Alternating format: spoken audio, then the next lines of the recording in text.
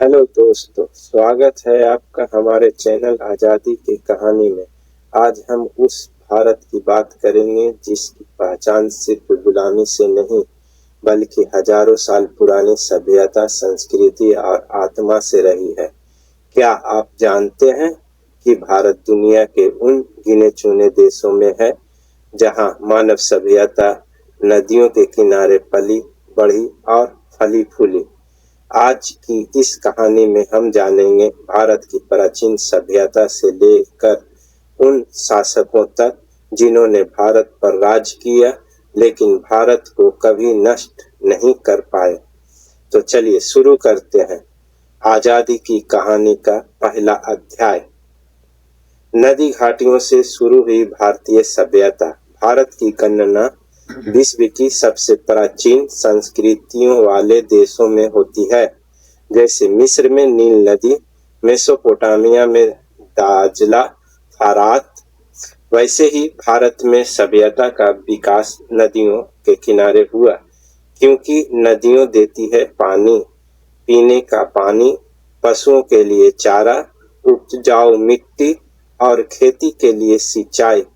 यही कारण है कि दुनिया की लगभग सभी प्राचीन सभ्यताएं नदियों घाटियों में ही विकसित हुई। सिंधु घाटी सभ्यता भारत की पहली महान पहचान है। भारत की सबसे प्राचीन और विकसित सभ्यता सिंधु घाटी की सभ्यता मानी जाती है। यह सभ्यता आज के पंजाब, हरियाणा और राजस्थान के क्षेत्र में फैली हुई है।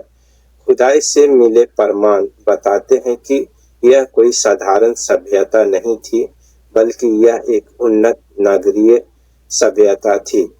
पक्की सड़कें, नालियों की व्यवस्था, योजनाबद्ध शहर और व्यापार के प्रमाण इस बात के संकेत देते हैं कि भारत हजारों साल पहले ही सभ्यता की ऊंचाई पर था।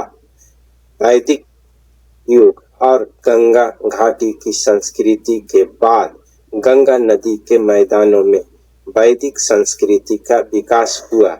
इसी युग में ऋग्वेद, यजुर्वेद, सामवेद और अथर्ववेद की रचना हुई। यह युग केवल धार्मिक नहीं बल्कि योग, दर्शन और आध्यात्मिक चिंता का महान कला था। महान साम्राज्य और सम्राट। समय के साथ भारत में अनेक कबीलों और समुदायों के राज्य बने। इनमें कुछ ऐसे शासक हुए जिन्होंने विशाल साम्राज्य खड़े किए, जैसे चंद्रगुप्त मौर्य, सम्राट अशोक, विक्रमादित्य, हर्षवर्धन। इन शासकों ने केवल युद्ध नहीं किए बल्कि शासन, न्याय, संस्कृति और जन कल्याण को भी महत्व दिया। विदेशी आक्रमण। लेकिन भारत की आत्मा अडिग रही। इस बीच भारत पर समय समय पर विदेशी आक्रमण भी होते रहे। शक आए, हुन आए, कुषाण आए, लेकिन एक बात खास रही, ये शासक भारत पर विजय पाने के बाद यहीं बस गए। उन्होंने भारत की संस्कृति अपनाई, यहीं की भाषा सीखी और खुद को भारतीय समाज में ढाल लिया। उन्होंने भारत की सामाजिक, सांस्कृतिक और आर्थिक व्यवस्था को तोड़ने की कोशिश नहीं की, इसलिए जनता को उनसे कोई विशेष विरोध नहीं हुआ। दोस्तों, भारत केवल एक भूभाग नहीं है, यह एक सभ्यता है, एक सोच है, एक आत्मा है। हजारों वर्षों तक आक्रमण हुए, साम्राज्य बदले, शासक आए और गए, लेकिन भारत की संस्कृति कभी गुलाम नहीं हुई। असली गुलामी बहुत बाद में आई, जिसकी कहानी हम आने वाले वीडियो में विस्तार से जानेंगे।